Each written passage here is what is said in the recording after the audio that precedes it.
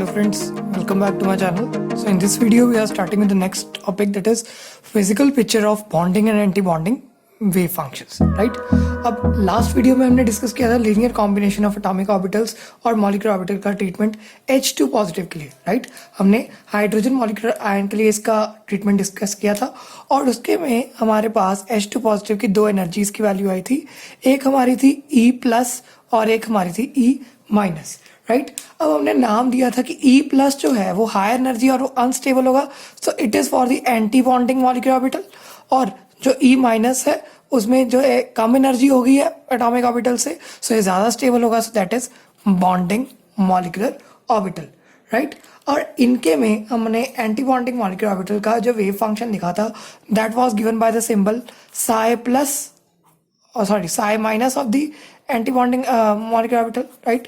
Psi minus for the molecular orbital, and यहाँ पर जो था that was psi plus of the molecular orbital, because इसमें जो है कंस्ट्रक्टिव ओवरलैप था, बिकॉज ये ऐड हो रहे थे, राइट? एडिटिव और कंस्ट्रक्टिव ओवरलैप, इसमें डिस्ट्रक्टिव ओवरलैप था या फिर सब्ट्रैक्टिव ओवरलैप था for the atomic orbitals, right? और हमने देखा था कि हमारे पास अगर दो एटम्स हैं, फिर से इसको थोड़ा सा डिस्कस कर लेते हैं, थोड़ा सा समराइज कर लेंगे कि हमारे पास दो एटम्स हैं HA और HB, right, for the hydrogen molecular ion, और इसके पास, इन दोनों के पास एक इलेक्ट्रॉन है, राइट? और हमने क्या कहा था दैट E प्लस जो है वो एनर्जी जो है वो ज़्यादा है इन दोनों की एनर्जी से। अगर इसकी एनर्जी EA है और इसकी एनर्जी EB है, राइट, तो E प्लस जो है वो ज़्यादा है इन दोनों की एनर्जी से, सो जो ज़्यादा एनर्जी होगी that will lead to the formation of anti bonding और मॉलिक्यूलर ऑर्बिटल, राइट? एंड जो E माइनस है उसकी एनर्जी कम होती है इन दोनों में से, so that leads to the formation of a bonding molecular orbital, right? So ये बुक्स में थोड़ी सी करेक्शन भी है, उन्होंने E माइनस लिखा हुआ है, सो आप इसको करेक्ट कर लीजिएगा, राइट? एंड ये हमें पता लगा कि यहाँ पर कि जो एक्सटेंट है लोअरिंग ऑफ एनर्जी का that is equal to the extent of increase energy, मतलब जितनी एनर्जी कम हो रही है, जितनी एनर्जी जो है डिक्रीज होती है for the bonding molecular orbital, उतनी ही एनर्जी इंक्रीज होती है for the anti bonding molecular orbital. अब इसी के बिहाफ पर हमारी फिजिकल पिक्चर आएगी, सो मैं यहाँ पर फिजिकल पिक्चर ड्रॉ करने की कोशिश करता हूँ। देखो हमारे पास यहाँ पर ड्रॉ करूँगा, एक हमारा था ये वाला psi 1s, ये हमारे हाइड्रोजन A के लिए था, राइट? ये हमारा एक एटॉमिक ऑर्बिटल हो गया, राइट? और दूसरा हमारा एटॉमिक ऑर्बिटल हुआ psi 1s ही था इसमें भी, पर लेकिन ये हमारा B एटम था, राइट? इन दोनों की कन्फिगरेशन 1s1 होती है और ऑफ द हाइड्रोजन एटम्स, हमें पता ही है, राइट? पर हमने देखा क्या कि जब हमारे पास मॉलिक्यूलर ऑर्बिटल फॉर्म हो गया, तो मॉलिक्यूलर ऑर्बिटल में जब डिक्रीज एनर्जी वाला बना E माइनस वाला, तो दैट वाज फाउंड दैट वो यहाँ पर फॉर्म हुआ, मतलब उसकी एनर्जी क्या हो गई थी, डिक्रीज हो गई थी than these orbitals. And decrease कितना हुआ था, it was this extent, and इसको हमने नाम दिया बॉन्डिंग मॉलिक्यूलर ऑर्बिटल, और ये भी हमारा एक सिंगल ऑर्बिटल है, और इसका हमने साइन डाल दिया psi plus of molecular orbital, okay? अब सेकेंड वे क्या था that there was an increase in energy, तो unstable anti bonding molecular orbital form हुआ था, राइट? जिसका मैं फिर से एक सर्कल से रिप्रेजेंट कर रहा हूँ, सर्कल मीन्स हमारा ये ऑर्बिटल बना रहा हूँ, और ये था हमारा एंटी बॉन्डिंग मॉलिक्यूलर ऑर्बिटल, जिसका वेव फंक्शन है Sai minus for the molecular orbital, right? अब यहाँ तक आपको क्लियर हो गया। एंड ये जो है हमारा, दिस इज ऑल्सो, ये डायग्राम को हम कहते हैं एनर्जी लेवल डायग्राम, बिकॉज यहाँ पर हम एनर्जी, इंक्रीजिंग एनर्जी में मॉलिक्यूलर ऑर्बिटल्स को रिप्रेजेंट करते हैं, ओके? एंड यहाँ पर हमें ये क्या पता चला कि हमारे पास जो एक्सप्रेशंस थे, जैसे हमने पिछली वीडियो में किया कि हमारे पास जो एक्सप्रेशंस आए थे, सो मैं उन एक्सप्रेशंस को यहाँ पर फिर से लिख देता हूँ कि हमारे पास जो साई प्लस था, मतलब जो psi for the constructive overlap molecular orbital का, that was found to be 1/√2 psi A plus psi B, right? और जो साई माइनस था for the molecular orbital, that was found to be 1/√2 psi A minus psi B, right? ये destructive overlap हो गया, okay? अब हम क्या करते हैं, सिंपल हम एक स्टेप करेंगे कि यहाँ पर हम इन दोनों साइड्स की स्क्वायरिंग कर देंगे, so we will do squaring both sides, okay? अगर दोनों साइड्स की स्क्वायरिंग कर दें फॉर द इक्वेशन नंबर दोनों इक्वेशंस की, राइट। तो फर्स्ट मैं यहाँ पर इसकी स्क्वायरिंग कर दूंगा, that was this psi plus square is equal to 1/2, because 1/√2 का स्क्वायर 1/2 होता है, एंड a प्लस बी है तो a square plus B square plus 2ab, right, ये हमें पता ही है। और जब हमारे पास सेकेंड इक्वेशन ये वाली है तो यहाँ पर इसका जो है नेगेटिव का स्क्वायर करेंगे, सो दैट वाज 1/2। फिर ये a माइनस बी है तो a square plus B square minus 2ab, right. So ये हमें मैथमेटिकल प्रॉपर्टी हमें पता ही है, राइट। अब यहाँ पर जो साई स्क्वायर है, साई स्क्वायर क्या देता है हमें, that gives the probability of the finding of an electron. So मैं यहाँ पर थोड़ा सा लिख देता हूँ that the psi square gives probability of finding an electron. Okay, और हमें ये क्या पता चला कि जो psi प्लस स्क्वायर की वैल्यू है, राइट, जो psi प्लस के स्क्वायर की वैल्यू है, that was greater than the sum of both this psi A square plus psi B square. सीधा इधर से दिख रहा है कि ये साई स्क्वायर में 2 साई ए भी ऐड हो रहा है, तो ये तो ज़्यादा बड़ी होगी। और जो साई माइनस स्क्वायर है उसमें जो वैल्यू होती है that was found to be less than this psi A square plus psi B square, because यहाँ पर नेगेटिव टर्म है तो नेगेटिव टर्म इसे कम कर देगी इसकी वैल्यू को, so that was found to be less. अब इससे हमें क्या पता चलता है कि हमारे पास जो साई ए स्क्वायर जो है साई प्लस स्क्वायर है, इसमें जो है हमारी probability of the finding of electron between the nuclei increase हो रही है। सो यहाँ पर साई स्क्वायर जो है probability of finding of electron increases in the first case for the psi plus square, so this it corresponds to the bonding molecular orbital। और यहाँ पर क्या है, probability of finding electron कम हुई है, so it decreases, so it is called as anti-bonding molecular orbital। Okay, so ये दोनों molecular orbitals को हमने इनके wave function derive कर लिए, राइट। अब हम ने ये देख लिया कि बॉन्डिंग की एनर्जी इंक्रीज होती है और एंटी बॉन्डिंग की डिक्रीज होती है, बट लेकिन इन दोनों की वैल्यूज इंक्रीज और डिक्रीज की वैल्यू दोनों सेम होती है, राइट। बट लेकिन हमें ये पता चला कि अगर हम हमारे जो ओवरलैप इंटेग्रल आया था पिछली वीडियो में, तो अगर आपने पिछली वीडियो नहीं देखी तो आपको ये तो वीडियो बिल्कुल समझ ही नहीं आएगी, बिकॉज ये फंक्शंस को मैंने वहाँ पर ड्राइव किया था। सो आप पहले कंप्लीट प्लेलिस्ट की वीडियोस देखिए, तब आपको ये वीडियो 4th पार्ट समझ आएगा, राइट। और चैनल को सब्सक्राइब करना मत भूलिए ताकि हमारी नेक्स्ट वीडियोस आप तक पहुंचती रहे। एंड 5th सेमेस्टर मेरे चैनल पर सारा कवर हो चुका है बीएससी का, ये उसका फिजिकल केमिस्ट्री का लास्ट ही चैप्टर है, तो आप वहाँ पर जाके बाकी वीडियोज़ भी देख सकते हैं। ओके, अब यहाँ पर एक बात नोट करने वाली क्या है कि अगर हम ओवरलैप इंटेग्रल को इंक्लूड कर दें इन दीज इक्वेशंस, तो हमें क्या पता चलता है कि एंटी बॉन्डिंग मॉलिक्यूलर ऑर्बिटल की एनर्जी थोड़ी सी ज़्यादा हाई होती है than the lowering in the bonding molecular orbital energy, right. ये क्यों होता है, because of introducing the new term that is this overlap integral. So मैं नेक्स्ट पेज पर उसे सॉल्व करता हूँ, पूरी डेरिवेशन करूँगा। कईयों के सिलेबस में डेरिवेशन नहीं होती, पर लेकिन मैं यहाँ पर पूरी डेरिवेशन करूँगा ताकि हमारे हर यूनिवर्सिटी के बच्चे का सिलेबस कवर हो सके। So wait a second, let me turn the page. अब देखो, मैं यहाँ पर थोड़ा सा साइड में करूँगा डेरिवेशन और हमारा यहाँ पर मेन पार्ट लिखूंगा कि हमारे पास एंटी बॉन्डिंग मॉलिक्यूलर ऑर्बिटल की एनर्जी क्यों ज़्यादा है, राइट।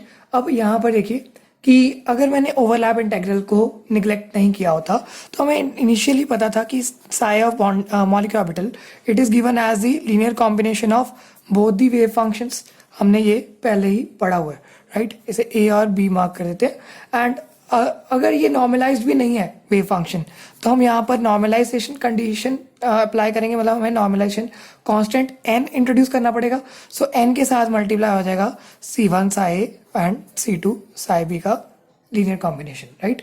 और अगर हम नॉर्मलाइजेशन की कंडीशन देखते हैं, सो कंडीशन फॉर नॉर्मलाइजेशन, अगर उसके हिसाब से हम सॉल्व करें तो नॉर्मलाइजेशन की कंडीशन क्या कहती है, that psi square d tau should be equal to 1, that the wave function का square over the whole space should be equal to 1 and अगर ये देखा जाए तो हमारे पास सिंपल इसकी वैल्यू यहाँ पर पुट कर देंगे n square C1 psi A plus C2 psi B का whole square d tau is equal to 1 and यहाँ पर n जो है n स्क्वायर जो है that is a constant quantity, तो बाहर आ जाएगी. So it is n square integral of C1 psi A plus C2 psi B का whole square d tau that is equal to 1. और अगर हम n को इधर ले आए तो इंटीग्रल टर्म एक साइड पे रहेगी. So C1 psi A C2 psi B इनका whole square d tau is equal to 1 by n square. So ये हमारे पास वैल्यू आ गई कि अगर हमारा वेव फंक्शन नॉर्मलाइज्ड नहीं होता तो नॉर्मलाइजेशन कंडीशन से हमारी ये वैल्यू आ गई.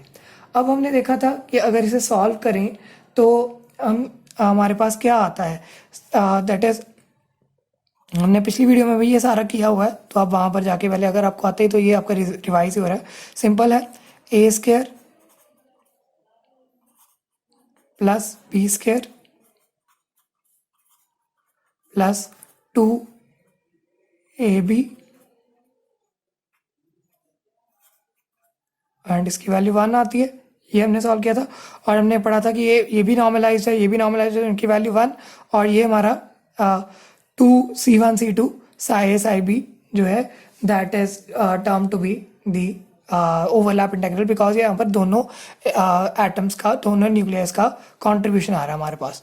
सो इसे थोड़ा सा क्लीन व्यू में लिख देता हूँ. That C1 square plus C2 square plus 2c1 c2 2c1 c2 s, because ये साई ए साई बी डीटा क्या है, इनका इंटीग्रल जो है वो ओवरलैप इंटीग्रल है. So that is equal to s and इसकी वैल्यू आ जाएगी 1 बाय n स्क्वायर के बराबर. सॉरी, यहाँ पर भी 1 बाय n स्क्वायर आना था.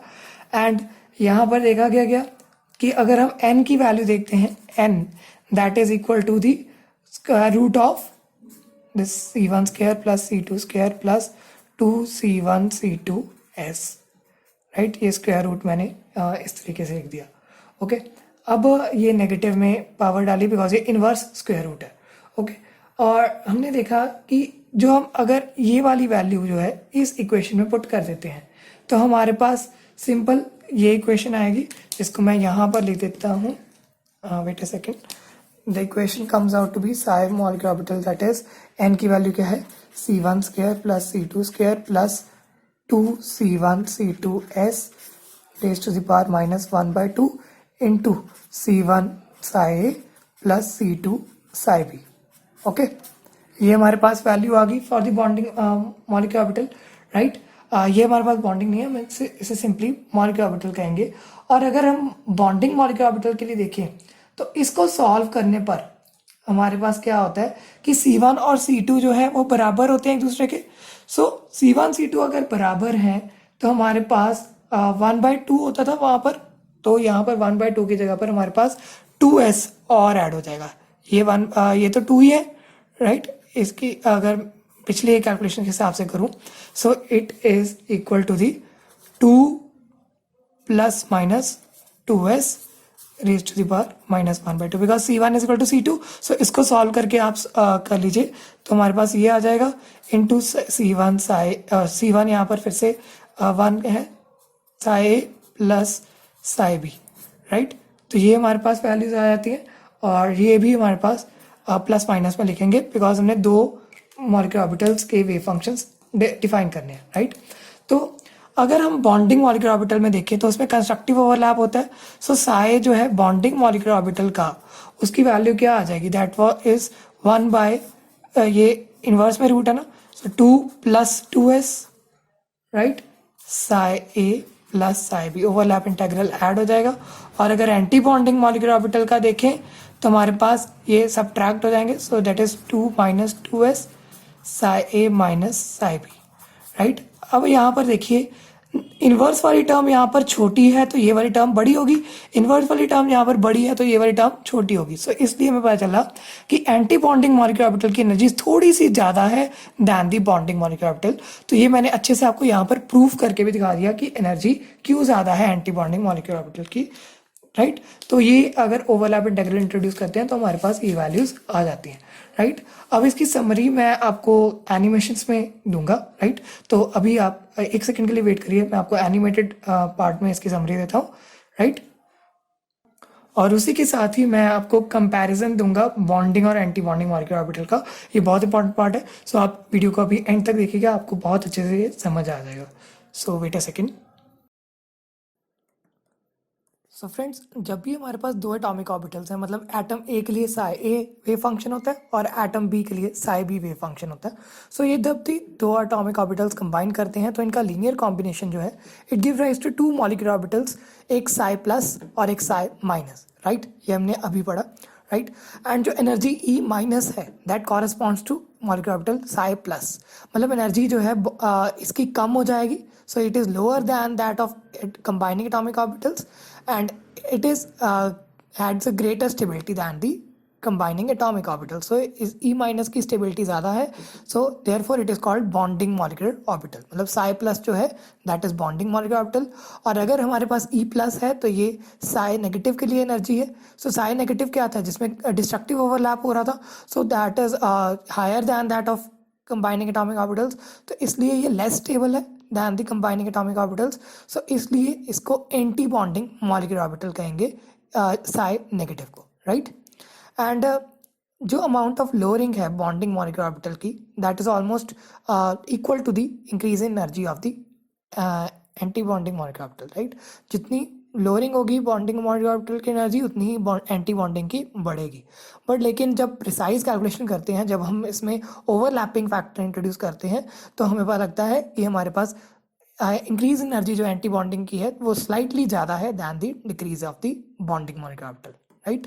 सो नेक्स्ट है जो electrons belonging to the atomic orbitals no longer remain into atomic orbitals, मतलब जो इलेक्ट्रॉन्स हैं जब भी एटॉमिक ऑर्बिटल्स के इलेक्ट्रॉन्स कंबाइन करते हैं तो वो एटॉमिक ऑर्बिटल्स में नहीं रहते, बट लेकिन वो बॉन्डिंग और एंटी बॉन्डिंग मॉलिक्यूलर ऑर्बिटल्स में चले जाते हैं, और इनकी फिलिंग जो होती है it is in the order of increasing energy. मतलब जो लोअर एनर्जी वाला मॉलिक्यूलर ऑर्बिटल है वो पहले फिल होगा और जो हायर एनर्जी वाला है वो बाद में फिल होगा according to the Aufbau principle, right.